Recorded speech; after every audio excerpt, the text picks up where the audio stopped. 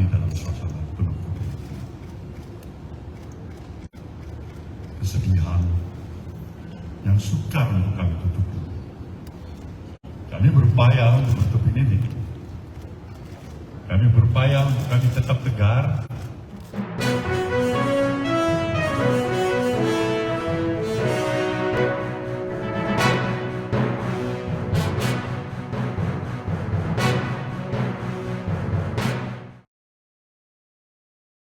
Tribuners, jumpa lagi bersama dengan saya Kusnul Asyaifah dalam tayangan Breaking News di Tribun Lampung.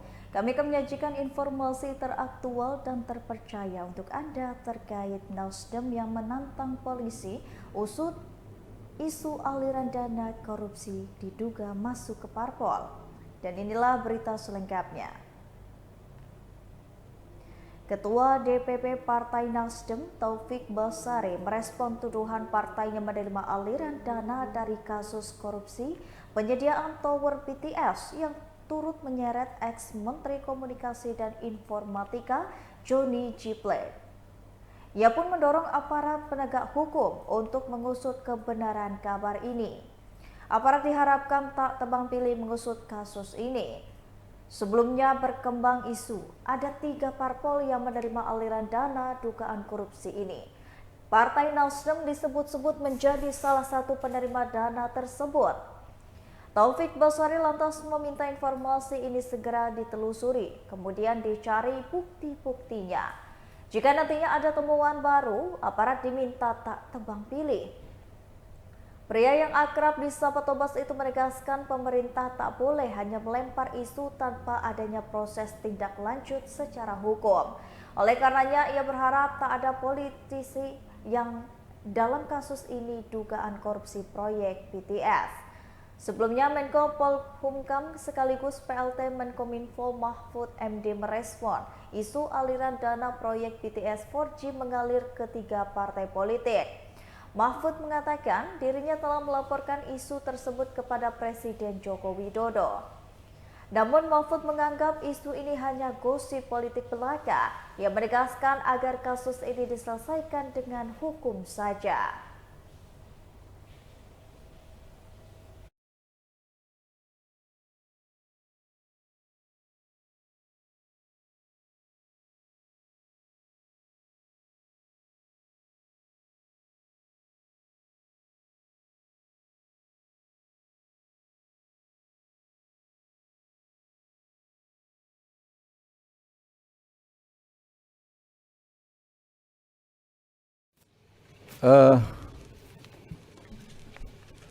Saudara sekalian,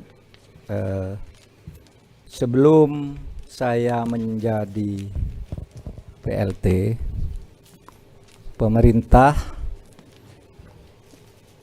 melalui TPA, tim penilai akhir yang dipimpin oleh Presiden, itu telah menetapkan 4 pejabat eselon 1, 2 pejabat eselon 1A, yang 2 eselon 1B, yang SK-nya sudah keluar sebagai kepres sebelum saya diangkat menjadi bertemu khusus juga dengan Presiden untuk mendengar arahan langsung. Maka selain pidato yang tadi normatif, arahan yang nanti kalau ada sesuatu yang memang menyebabkan saudara ragu bisa ke saya kalau itu pejabat-pejabat eselon 1. Yang kedua,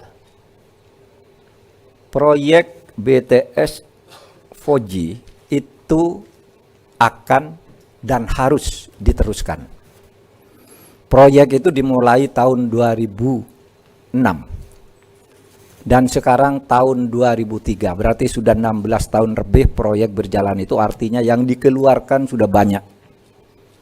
Dari tahun ke tahun berjalan dengan baik, baru terjadi musibah pada tahun anggaran 2020 dan implementasinya di 2021, proses hukumnya dimulai tahun 2022.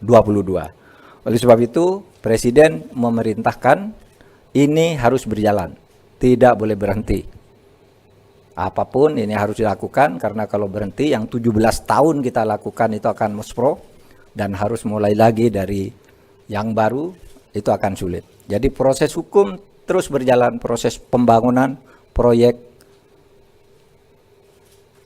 BTS 4G terus dilanjutkan. Bahkan proyek-proyek lain seperti Satria Satellite, kemudian aksi itu supaya dikejar. Irjen supaya melakukan ini, supaya dikejar uang itu, karena berdasar data kasar 10 triliun yang dikeluarkan, yang dibelanjakan dengan cara penilaian yang konservatif saja, dianggap bahwa belanjanya benar sesuai dengan barangnya, dianggap itu baru 2T lebih. Sehingga yang menguap sampai sekarang menurut hitungan BPKP 8,1 atau 8,2. Nanti pengadilan akan membuktikan seberapa besar sebenarnya yang menguap itu.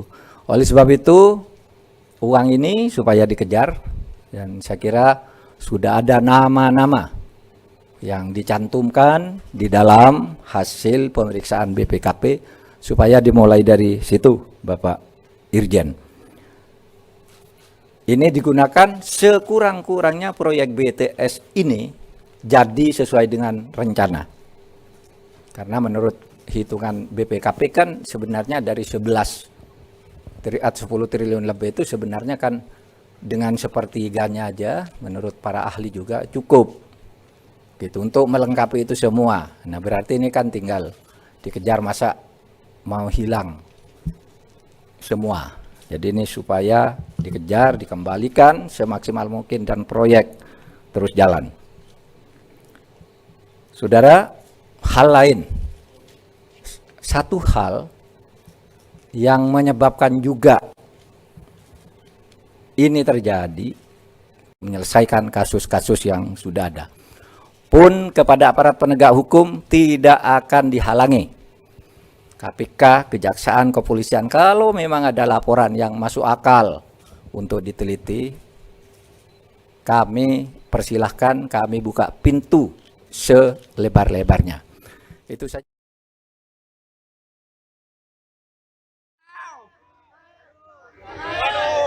Pak, katanya dapat setoran Pak. Dapat berapa Pak? Dapat berapa Pak? Dapat berapa Pak? Berapa triliun, Pak? Berapa triliun, Pak? Banyak banget Pak, 8 triliun. 500 juta Pak. Pak udah kaya, Pak. Pak 500. Johnny, yes, Pak. Pak setoran rutinnya Pak ya. Dari anaknya Pak. Dari anak Latif ya Pak, setoran rutinnya Pak. Pak Joni. Pak, warna rompinya cakep, Pak. Rompinya cakep, Pak. Kasih jalan, buka jalan. Buka jalan. Ya, Tribuners, jadi baru saja Menkominfo Johnny G. Plate ditetapkan sebagai tersangka. Dan Dari saya, apakah ada yang tanya? Cuman supaya hati saya atur ya, 3 orang saja yang bertanya. Yang angkat tangan duluan sebelah sana siapa? Dari Jakarta Post. Yang kedua, Nirmala, kompas.com. kompas.com. Satu lagi, Detik. Oke, silakan Jakarta Post, kompas.com, Detik. Silakan. Pagi Pak Mahfuz, saya Janti dari Jakarta Post.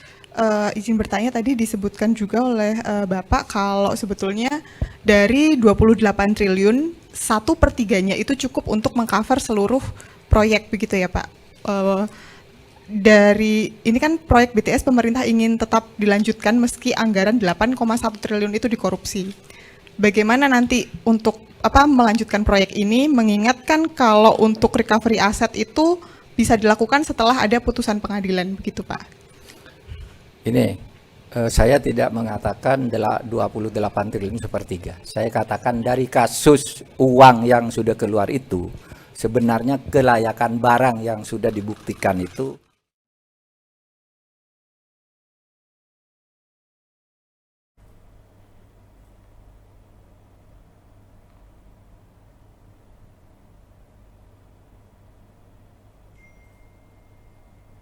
Baiklah Tribuners, itulah tadi berita breaking news di Tribun Lampung bersama dengan saya Kusnula Syaifa.